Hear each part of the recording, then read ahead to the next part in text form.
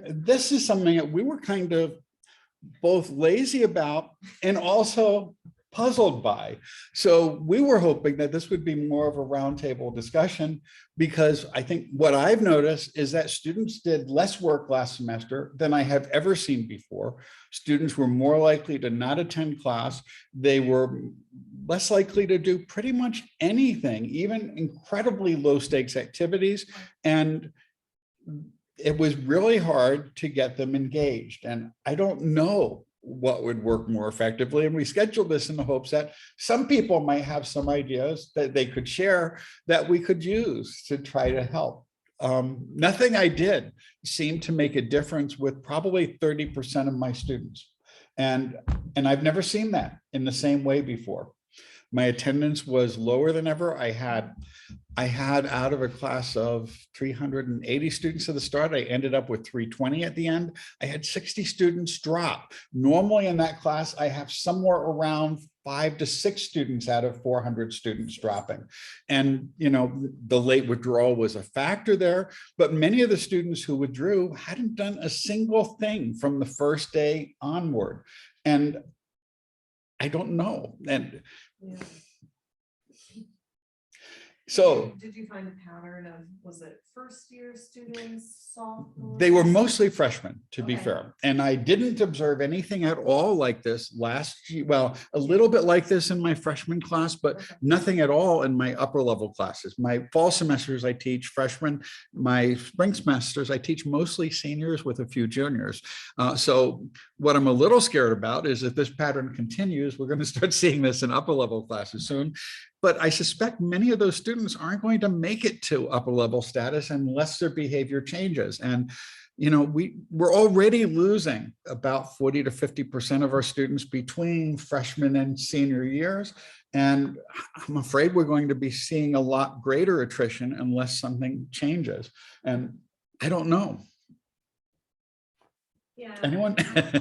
You know, I'll share a little bit because I kind of had a different experience this semester, but I think it really was a function of the level of student I was teaching. So I taught 2 sections of our senior seminar.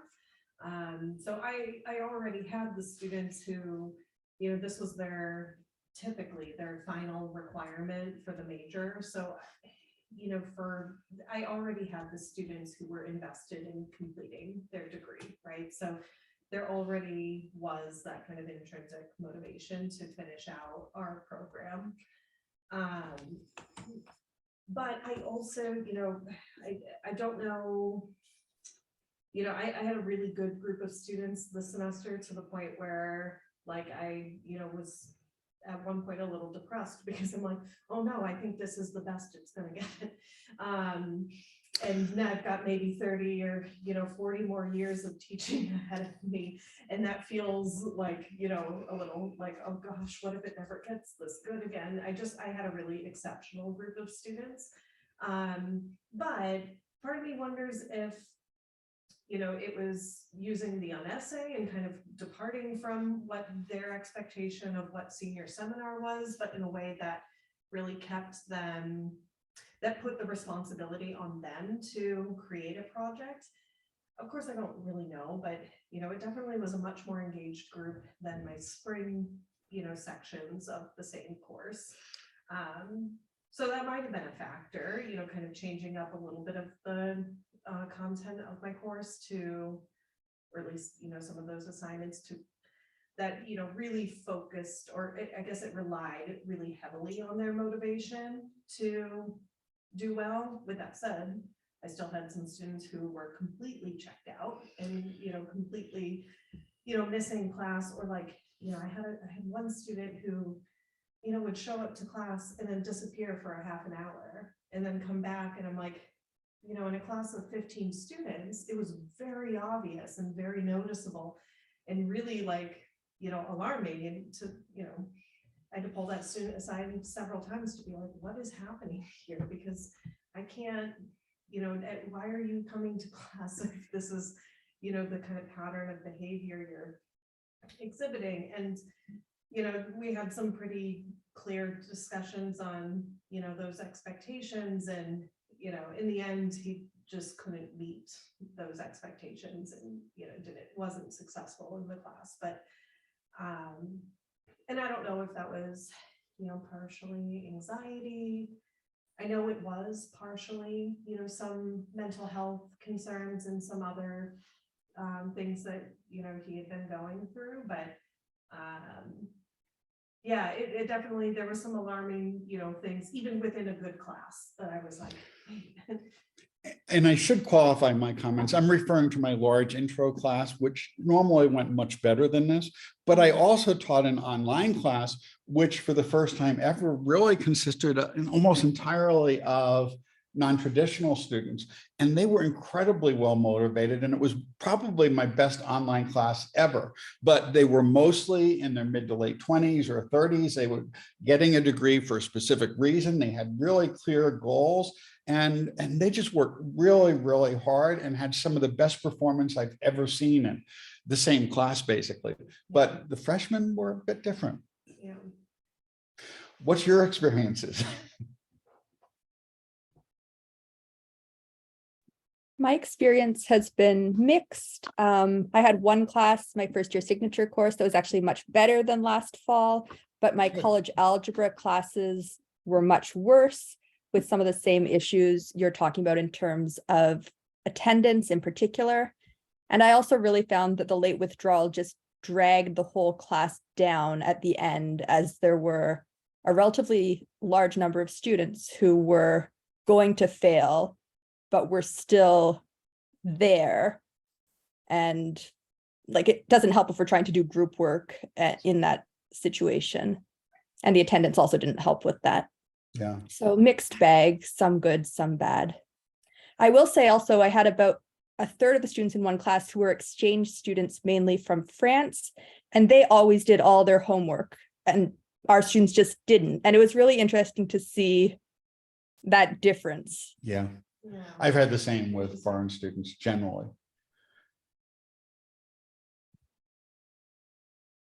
I wonder if what's affecting us as faculty in terms of COVID fatigue, and like, this is our third year in, and I'm sure this is affecting everybody. I know it's affecting me. I'm just tired. I'm just like, ugh. And every day you make a choice, like, do I wear a mask to class? What do I do? How do I manage these things? And I think I saw a lot of first year students this past semester who just were fatigued. They were just like tired of it, like, and not motivated. Some of them, I think, gave up even before they gave themselves a chance to try. They just were convinced they weren't going to do well and didn't even bother. Like, I gave them especially I teach a first choice class in the fall.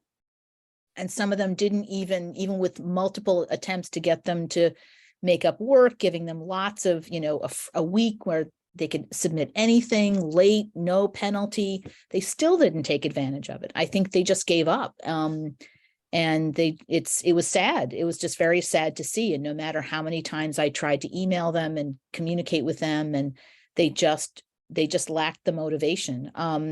For some students, I noticed that I think what I saw, especially with the first year students, I don't know if anyone else experienced this, and maybe this is what happened, Maggie, with your student, is that I saw students who were okay, and then something happened, right? Some event happened, and that just derailed them for the rest of the semester, right? So I had one student who said, my girlfriend broke up with me, and that was it. It just, like, he gave up and just said, okay. And he didn't have the resources and the reserves to just come back from that.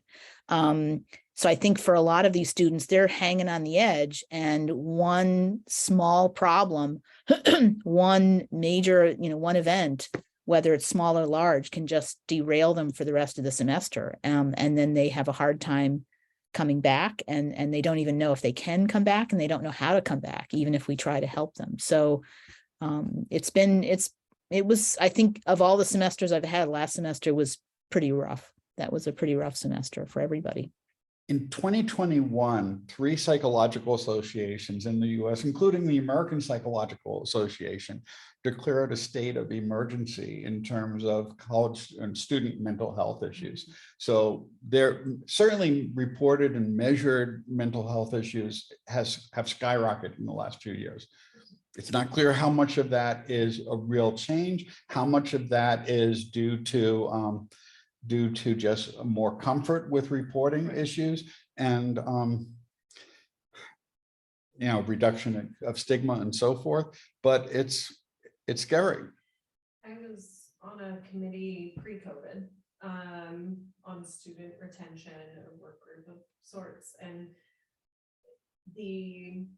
I want to say it was the incoming class of 2019, maybe it was 2018.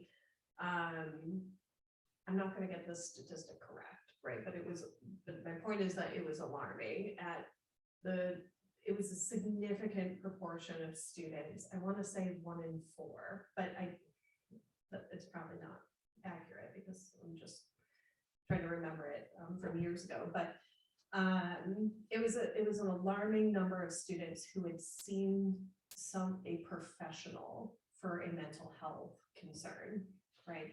And that, I mean, to have a significant portion of our student body pre-COVID who had been engaged with a professional, that tells me that then there's a whole group of people who are dealing with mental health concerns that are not seeking or don't have access to a professional, right? So it was a massive amount of, I guess in my opinion, it was massive because, even if it wasn't over 50%, it was still a significant portion of our students were coming in, having seen someone professionally to talk about a mental health concern. And that was pre-COVID. And so I, would be shocked if, that number hadn't doubled, in the time and that's for people who had the access to that resource, right? So trauma is part of it. Yes. Emotional and mental health issues are a part of it. How do we respond? Have you found anything that has been effective at bringing those students back in? I've had individual meetings. Oh, I'm sorry. Go ahead, Scott. No. That's all right. Now you start, Lynn. That's fine.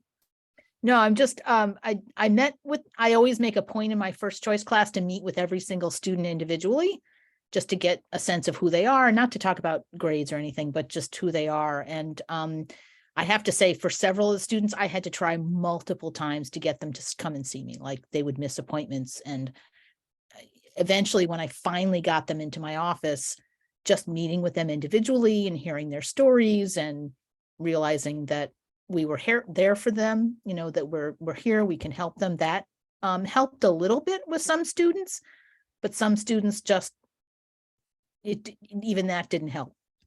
So I'm curious to know what other people do too. So we've noticed that there's an issue with our first year students at EOP, and EOP and even non-EOP students. And we have definitely seen it right from the beginning, the lack of motivation just in general. There's just a lot of students who just are struggling, and overall, obviously, with COVID and, with high school teachers, maybe, going to the remote thing, and that might have not been their thing. So like the rigor has definitely dropped, in my opinion, probably dropped in high schools. When they come to college, now they're like, what? I have to do what in class? And so they're just not prepared. So then they just give up. Specifically, I had a starfish flag from a professor for one of my students. It was halfway through the semester, and the flag said, it was an excessive absence flag. And the flag said, "Are you even in this class?" ? That was what the flag said. So I was able to finally get him in the office, and I asked him about it. And he's like, "No, I haven't gone to the class." I'm like, "You haven't gone to a single class of this in particular?" And he's like, "No." I'm like, "Why?" He's because it's 8 o'clock in the morning. And I'm like, "Yeah, but what does that mean?" He's like, "Well, I don't want to get up for that." I'm like, "Then why didn't we have this conversation weeks ago? We could have tried to switch you out of this class." He just had no clue. And I'm like, "So what were you going to do? You're just going to let you sit in this class the whole semester and then get an E grade?" He's like, "I didn't think about that." So that's when I encouraged him at the halfway point, like, you need to withdraw from this class now, because there's no way. Midterms were just about, around the corner. He hadn't done a single assignment. So he ended up withdrawing from that course, but it's like, just had no concept of, any type of, lack of motivation or anything like that. So at the EOP office, we have been doing things. Every semester we host a conference day, and Lynn has been a part of that, doing presentations for that. So we're going to hold it in February this year. But every semester we hold a conference day. So it's kind of like a workshop, like a conference day type thing. So we actually have guest speakers come in. We have alumni that come in, alumni panel sometimes. They get together in a large room. They do a check-in station. We have 1 or 2 presenters that start with the whole group, and then we do out breakout sessions. So then they have like 3 different set times where they go and they do like different type of tracks. So someone might do like an academic track, or someone might want to know more about like taxing or moving off campus, for instance. So we have different types of tracks, and they can do whatever session they want to each time of the day. And then we have a period where there's outside groups come in to do tabling. So different departments on campus have their own table. So we have international ed comes in, and diversity committee ed groups and come in, Title IX and that kind of thing. So that's one way to get all the EOP students together to kind of be more like a more professional type of situation. But we also host bi-weekly social events for our students to get together, to get to meet each other, meet other EOP students that are of other age groups and class years. And then we also host different academic workshops, through the library and that kind of stuff. So there's a lot of options for students to get to go to them. And we actually offered incentive. If the students attended what they're supposed to, as first-year students, they're supposed to attend 3 academic and 3 social per semester. If they're sophomores and above, it's like 2 and 2, and then seniors is 1. If they do that, we actually give them incentive. We get like add the money to their dining dollars. And we even draw prizes if they, go above and beyond. We've given out $25 and $50 gift cards to like the college store. So our numbers from last semester to this semester probably was in about half of the ones that we actually did last year. We got about half the number of those attending that this fall. And I noticed in my number of students who basically earn no credit in the fall, either double or tripled the amount this semester compared to previous fall semesters. So I just fear, as a whole group, we just fear how many of these students are we going to end up losing after May. I'm meeting with students right now in academic probation, and I hope they're having that aha moment. They didn't do so well last semester. They need to turn that around. And so the motivation I give to them is, we talk about like their TAP, for instance. Some of our students might get up to $3,500 between the TAP and some of the other financial aid that comes with that. And I said, if you end up losing this in the future, you're going to lose almost that much money per semester. Think about what it would be like if you won a lottery, won several $1,000s in the lottery. How happy would you be? But if you lose your aid and you don't get it back, you're going to lose that much money, and that's much more money that you have to pay back in the end, loan-wise, So I try to use that as a motivation.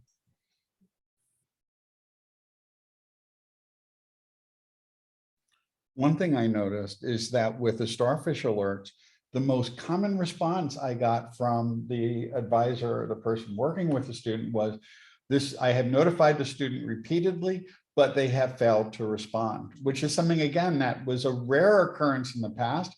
But I think that happened with probably half or so of the starfish alerts I raised early in the semester. So, that non-responsiveness seemed to be pretty pervasive. Yeah, I noticed that too. With advisors I work with, they said, yeah, I've been trying to get these students in repeatedly to come in. And it's if they've I had one student who just disappeared. He just completely disappeared and never bothered to drop. And I was like, who is this person? And to Scott's point about all the motivations and trying to encourage students, I think all these things to help motivate students to see things in the future, I think are great.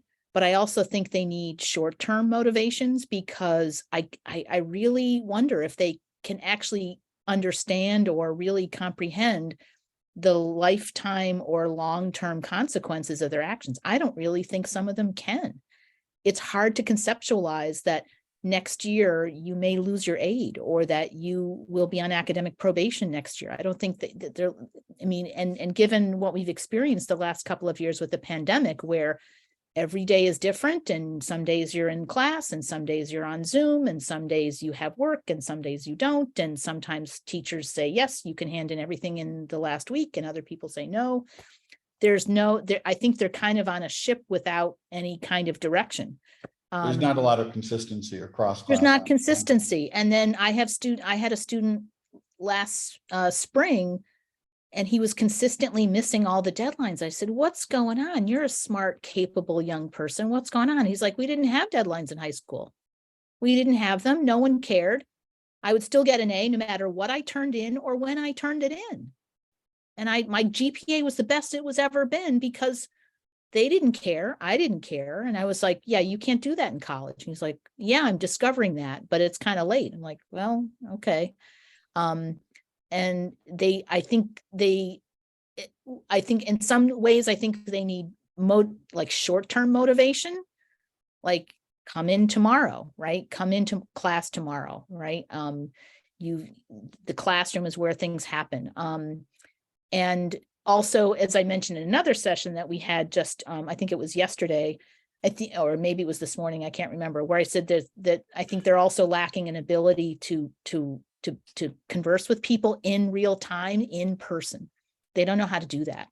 And I think I see a lot of students who I say, so what clubs are you going to? What activities are you going to? Are you having fun? Are you meeting people? Are you, going out and chatting with people in the dining halls? They're not. Especially the first year students, they're not doing those kinds of things. And I'm thinking, how do you spend your day? I have a feeling a lot of them, they're spending their days on their phones, in their beds, in their rooms, just zoning out and not going anywhere, not doing anything. And I'm always like encouraging them, like join an activity, join, do a club sport, get out and take a walk, invite somebody for lunch, do something. So it's just compounding, and it's just compounding. It's concerning. It's concerning. And I'm just thinking about maybe short-term things we can do to get them going to the next day, getting them a schedule, for example, giving them extra credit for inviting a friend out to lunch. I know it sounds horrible, but getting them to join an activity, right? I've actually did, based on our CELT book that we did last year, I gave students extra credit on an exam if they told me the name of the person, of the faculty or staff person they made a connection with, like just to talk with in person. And I gave them extra credit if they mentioned that person to me. Anything. Yeah. Well, things I tried related to your comments and Scott's comments. One, in terms of long-term motivation, we do talk about the economics of education and human capital and so forth in an intro micro class. And one of the things I noted was, or we looked at, was a rate of return to education, and that it's the investment that pays the highest return, especially if they're getting some financial assistance. But there's no other investment they're likely to make on average that will provide a return that's as large. And also noted, though, that if you go to college, though, and you don't finish, there's virtually no gain to going to college, but you have all this debt building up. And the worst outcome is to go to college, pick up that tens of thousands of dollars worth of debt, and then leave having all these bills without that increased earning potential. Now, again, we're subject to the cognitive bias where we tend to weight short-term benefits more. But one of the things I've talked about several times, because we also talked about behavioral economics in there, so it was all tied to course objectives, but I talked about the role that commitment devices could play. And specifically, I noted that a really effective commitment device is to make commitments to other people, to your friends and so forth. And that I suggested they form study groups, that they agree to meet with people at particular times. And by doing that, it makes it much more likely that they'll actually follow through and complete their work. Plus, if they work with other students, they can answer each other's questions. Very few students took me up on that. In the past, I always made that recommendation. And I used to see groups of my students, sometimes 20 or more of them, meeting in the library where they worked through questions together, and we're stuck. They'd ask each other. And if they were still stuck, they'd wander on down to my office with either one of them, or sometimes like 5 or 6 of them or 10 of them would come down asking that question. And I just didn't see that this year. best way I get things done is by making commitments to my co-authors. I'm like, you want this done in 2 weeks? Okay, and even if it takes me 13 days to get to it, I get it done. But yeah, it's tricky when, to kind of cultivate that short-term motivation. One benefit, because Joey Teese, he's also the OLS director to tutoring services. He is seeing a huge spike in the number of people needing tutoring this year. And so, I mean, if it's people struggling, they either go get the help or they just don't do it. So, so that could be something too, getting those resources for those that are trying to excel. But just in general, the struggle is there. And one factor there might be the introduction of embedded tutoring. I came up in a few sessions before, and Casey gave one on it, but I had an embedded tutor in the class, and it was really, really helpful to have another person going around and assisting students and making connections with them so they're more likely to show up for tutoring. And one of the things Casey noted was that in classes where there were embedded tutors, students were much more likely to show up for tutoring sessions because they saw how it could be useful. So yeah, tutoring is great, and I wish more students would take advantage of it, but the students who are not showing up for class are probably the ones who are also not showing up for tutoring. I did have a situation with one of my online students who's not from the state of New York, and she wanted to do tutoring for a different class. It was a bio class, and was struggling because she was told that they don't do remote tutoring. So that was an issue I had ran into, but I think there's like a different kind of tutoring with AllSUNY or something like that. That's what I directed her to. So I thought that was There was that kind of online thing that popped up in our courses in Yeah. Brightspace that no one quite knew what that was all Right. about. Yeah, It's called Thinking Storm. Yes. yeah. Storm, that was Yeah. it. So I thought about, the fact that we don't have remote on campus. I didn't realize that, like They that could be weren't a, offering like virtual appointments. Was I that the don't idea? think so at the time. Yeah, so that Thinking Storm just started this semester in September. So Yeah. it's brand new. It used to be called Star New York, but they got rid of that Oh. program. So Okay. now the Star New school, York. it used to be called Star New York, and that was hardly ever used. Within the first 2 weeks of Thinking Storm, they used more people had used that than they had used Star New York in the whole semester. So so Thinking Storm make- is they off make a and difference. running. So Embedding it right into the Yeah. LMS, right? Yeah. Yeah.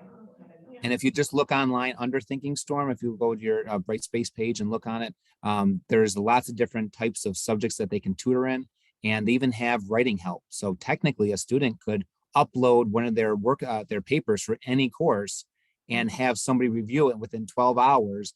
They review it and give them the information back with all their, their comments and stuff. Like, they don't touch their paper, but they provide comments for students to do. So. Well, that's good. I wonder, given what John said and Scott said about tutoring, is that I wonder if for some students, the lack of motivation is the lack of understanding about how college works, and finding it very confusing. And what I do with First Choice is I always remind students, like, this is not high school. You're not going to see me in the hallways. You're not going to see me every day. You're not going to see me in the lunchroom. I'm not going to be in a classroom hanging out, waiting for you to sort of show up. You've got to make an effort to sort of, come to my office hours. I can make it appointments, but there's such a huge, and this was even before the pandemic, there was a huge gap between what they're experiencing in high school and what they're experiencing in college. And I'm noticing this, I don't know if anyone else notices this too. It's not just with first year students, it's also with transfer students. And I'm still kind of baffled why on our rosters we're not aware of who a transfer student is in our upper level classes, because I've always asked in my classes if someone's a transfer, because they come in not understanding how our school works or where to get help or who to talk to. And I've had some transfer students say that they feel lost and people assume they know everything already when they clearly don't. And as much as I try to help them, there's only so much we can do, but it helps to know who these students are. But I'm wondering also if that's part of this, it's not necessarily lack of motivation, but a lack of understanding of where do I go for this? Where do I go for that? And you need to ask those questions. But if you don't know what questions to ask, you're not going to get the answers you need to be able to find the answers, that will help you. And if they're so expecting people to be in the hallway saying, how are you? What's going on? How's things going? Are you doing math homework? How did you like that movie we saw in class the other day? They don't have that in college. That's not happening. And I think that's a big shock for a lot of our students, a lot of students in general. And we have a much larger proportion of first generation students who don't have preparation through their families and other connections. And I'm sure that's a major factor in explaining why, at least one factor in explaining why it's gotten worse, especially with the experience of the pandemic. And it's not just first, I think some students don't understand that they are first generation students. I've had students who say, yeah, I'm not first generation. My parents did an online AA degree at the community college. And I'm like, well, okay, technically you may not be first gen, but you've never been on a residential campus, community. And so I'm wondering if we need to shift or change the way we define what it means to be first gen student. Well, even if we don't, though, it's, what is it, 35–40% of our students are first gen students now? Yeah. So even with the existing definition, the numbers have Right. grown really dramatically.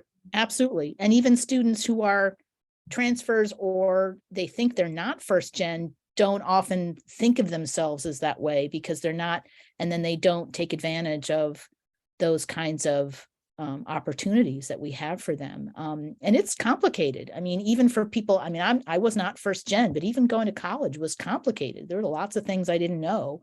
And then you think everybody else knows those things, but they don't know anything either. And you don't realize that. And you're like, oh, I'm just as lost as everybody else is. And maybe that's good. Maybe that's bad. I don't know. But it's something else to think about. And I think we also need to be very clear about what are the things they don't know and how can we communicate them more explicitly. Sometimes it's things I never would have thought of, like you need to show up for a test.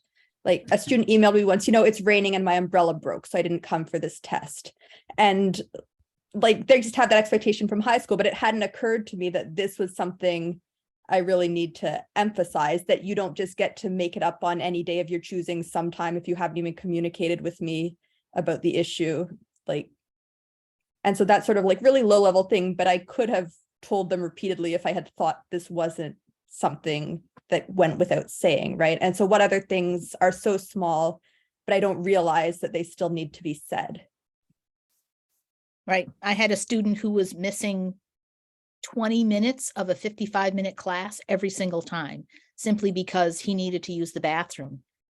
And I said, you're missing, a third of the class every single time. We're only here 55 minutes and you're missing a third of it every single time because you're in the bathroom. Like, that's just not acceptable.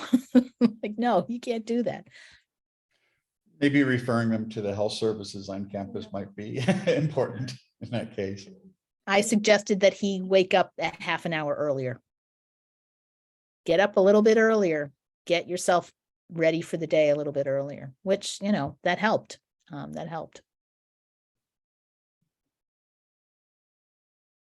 Not only with the academics, but just in general, if you look at the emails from groups and organizations, some of them are students who say, nobody wants to be on the e-board. People are not so some people are like in multiple positions on e-boards or in multiple club e-boards because nobody else wants them. And how many times have we seen an email from Laker Life stating, we're going to vote again for the class president because there wasn't enough votes. So it's like years ago, we'd have 1,000 people vote. There would have been no question, people would run against each other. It would be like this big thing.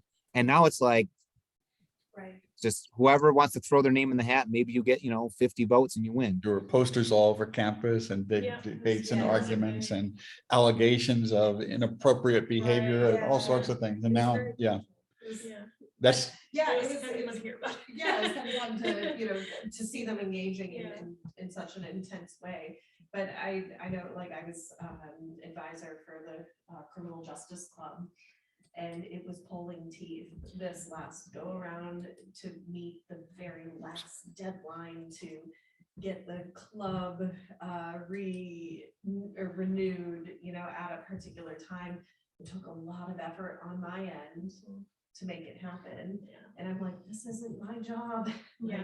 this is, you know, but I had students who really wanted to be, you know, who wanted to be a part of it in the first year. And I'm like, if I let the students, the older students, like just drive it into the ground, then there's no hope, you know, or, I mean, not that there's no hope, but you know, to get a club reestablished is a whole nother series of processes. Right. And anyways, but that's a very small, you know, example of like, you know, I don't even see them engaged in the things that are supposed to be fun, in the things that are supposed to be low stakes to their, you know, experience on campus. You know, they're not getting graded for planning a movie night or a game night. You know, this is supposed to be the thing that, you know, they're looking forward to at the end of the day, or they're getting their work done so they can make it to those events, and they're not even necessarily, at least maybe it's Criminal Justice Club, maybe it's not.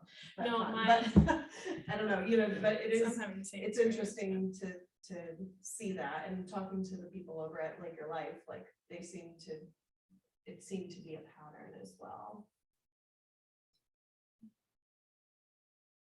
So we need solutions. Right, you do That's need why we called this solutions. meeting. It wasn't to share information. It was, we need some help. Yeah. So in my first year signature course, this is maybe specific to that kind of course, but there is a component of the grade called campus engagement. You need to go 10 times throughout the course of the semester to an event. It can't always be the same type of event. You can go to like arts or athletics or like an academic thing, and you have to just post in the discussion forum about it. And some told me, you know, I'm only going to this like game because I had to for this assignment, but I actually had a lot of fun. And so it's small, but it made a difference because there was an immediate incentive and there was an immediate deadline. I made them do them at fixed intervals instead of just having 10 by the end, because I found that doing 10 by the end is not helpful to them. It's actually, I'm glad that you mentioned the first year signature course, because this year teaching seniors, I had my students from, I think, one of either the first or this, I think the first year that I had a signature course. So I got to see some of the students that I had taught from that signature course. And, you know, it's interesting because, you know, it was kind of a full circle moment, you know, for me, but then getting to revisit of like, oh yeah, like me forcing them to, you know, spend time together and like take the bus together, you know, they were still friends and they had planned to be in the class section that I was teaching together so that they could, you know, continue that, you know, so they could, you know, have friends in the class. And so, you know, even if they weren't like, you know, super close friends, they like, you know, had communicated. Anyways, the point is, you know, maybe there is something to be learned from, you know, thinking about campus engagement or just, you know, whatever kind of engagement generally.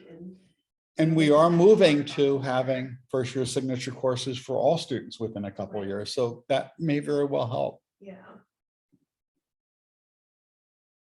But you know, it's because I would have never thought about making that any kind of component in my senior seminar class.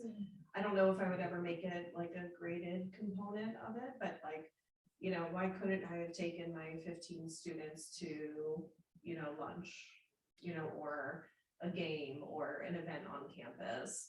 I just didn't, in my mind, that was what I do in my first year signature course classes, but maybe that's something, you know, that could be shared beyond that. Yeah, in some of my upper division level classes, similar situation, they kind of travel together in groups of students. And one thing that I always do is kind of in the beginning of class, like anything going on, anything you guys want to share. And this past semester and previous semesters, whether it was athletes or it was other orgs on campus, shared their, you know, what was coming up. And as a group, sometimes classmates, myself, would go to the games and things like that and go to those activities, and we would talk about them in the next class. So I tried to kind of have that engagement there too, but not everybody goes. So it's hard to, yeah, it's hard to figure out ways to get other individuals involved unless it's, you know, a required assignment, which then I can't require that for everyone that has to work, and then there's equitable issues there, but Well, I kind of go back to John's issue with having, you know, so many students just turn in nothing. Because inviting them to a campus event is probably not going to necessarily change that, right? You know, so what, you know, and you could, and I know you had emails, personalized, you know, emails that would say to those students, like, you didn't turn this in, you didn't turn this in, and, you know, there was still distance and you know, it still wasn't quite meeting that need. Or emails that went out saying, you took this first attempt at a quiz, but you did not use any of the supporting materials that prepared you to take this quiz. yeah. You should do that before you try again. Or you did this twice without using any of the required reading in order to make you successful. Don't do that. It's not quite saying don't do this again, but these resources are provided so that you can be successful in this. And you know, I used to get a lot more responses from those. They were all automated, but I used to get a lot of responses from students saying, I'm sorry, I was just really busy this week. I'll make sure I get everything done in time next time. But this time I probably got about a quarter as many of those responses as I had. And I've been using that system for 5 or 6 years. Yeah. I know in my in-person classes, something that has worked, I think someone mentioned it in one of the other sessions today, you know, I am giving more time in class to work on things so that they can hopefully get it done so that at least I do get a hand in, maybe at the end of class, and then there's some hope there. But with my online classes, that is difficult because, you know, those emails that go unread or unanswered about checking in and is difficult too, but. I found, I know students don't often like group work, but I actually make them do group work in class because I think as I mentioned in another session, because I just want them to talk to one another. Just, you know, talk to one another.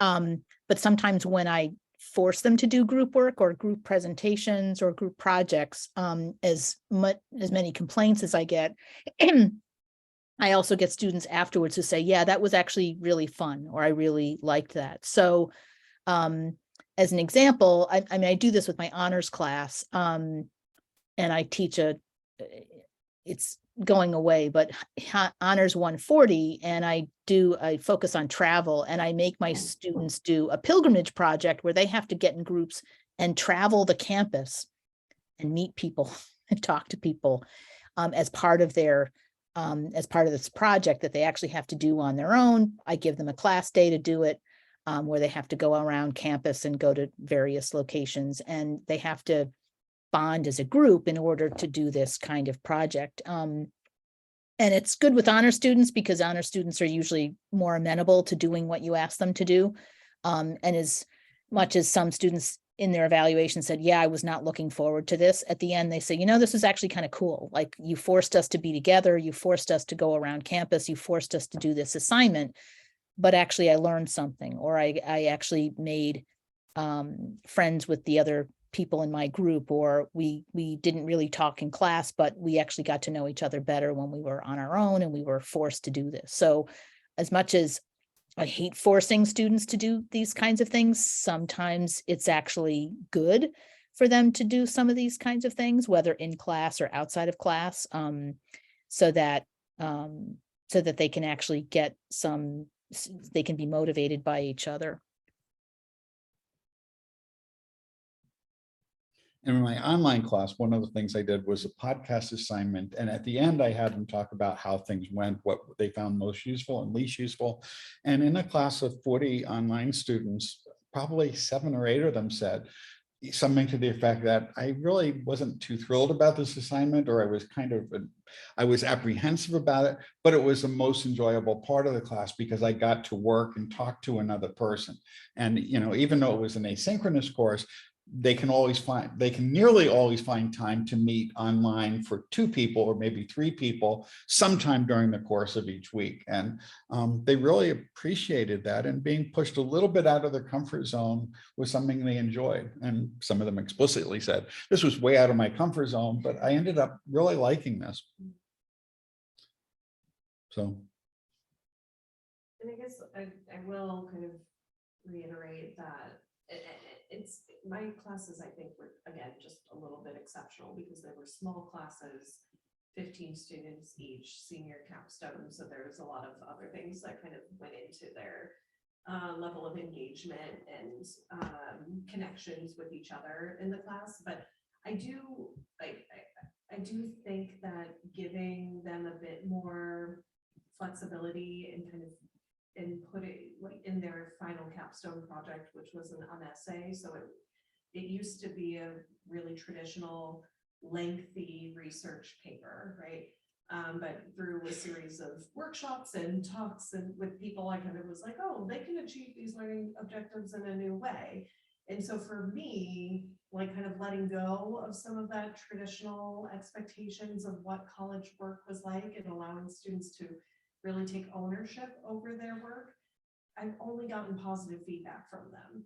You know, even the students who ultimately were not successful in the class, it wasn't, you know, that all of them still, you know, said how they liked that it was on them, you know, and so in some ways almost giving them a little more responsibility and putting that accountability on them was helpful. I can't, you know, it's anecdotal, right? I can't say that that was such a driving factor, but there's something I think about creating this course with my students and like including their input at various stages of the course, you know, whether it was course policies, you know, after the reading group that we had, I spent, you know, a portion of one of our classes talking about cell phone use in class. And, you know, we talked about, you know, where was it beneficial and when was it distracting to the point that it was causing them to withdraw from the class. And, you know, being more open with the students about the, you know, kind of creation of the course, I think did help. I don't know, anecdotally for sure, but it might be something to think about, you know, when, you know, you're at that point in the semester and you're like, okay, how do I bring them back? And like maybe making them part of the decision-making process in your class. I don't know, I always think about the classes being just as much theirs as it is mine. And if I want them to get a certain, you know, certain things out of the course, then I need their buy-in and I need their motivation, you know, for it. And the best way to do that is to ask, I think. So anyway, that's a thought. These issues are not just here. Right.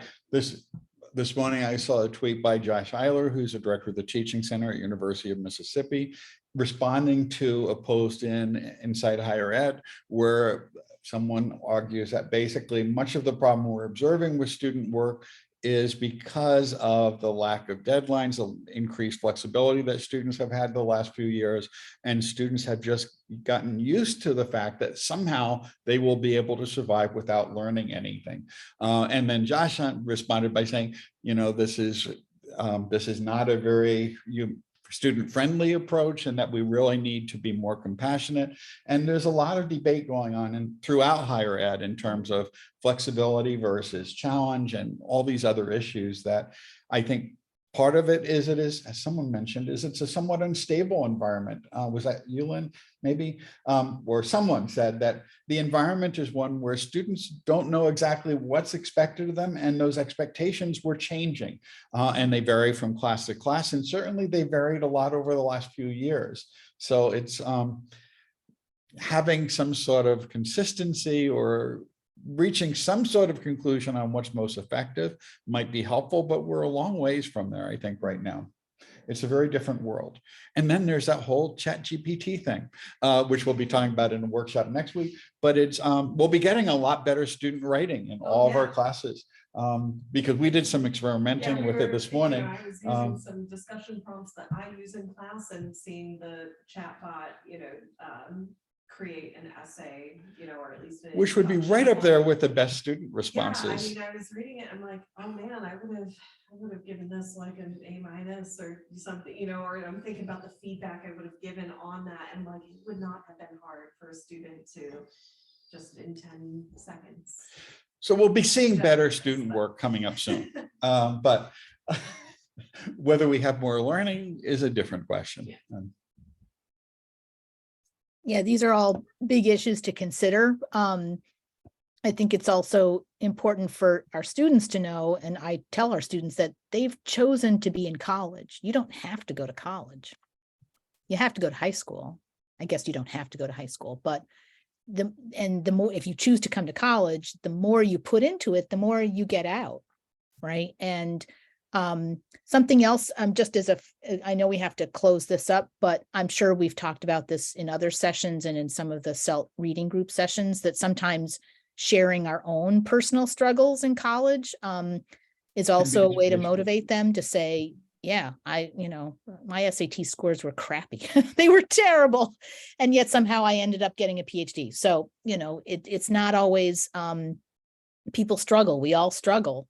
And sharing those struggles sometimes can help them realize that we're not perfect. None of us are perfect, and we've had struggles. And how do we pull back from that? How do we come back? Because I think I have a tremendous respect for students who don't do very well their first semester, and then they come back and they do well and And they're it's engaged.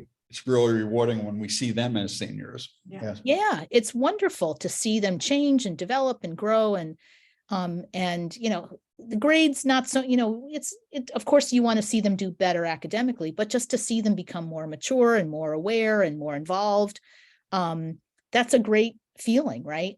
But sometimes you're going to stumble and you're going to fall, and the key is getting up. You got to get up.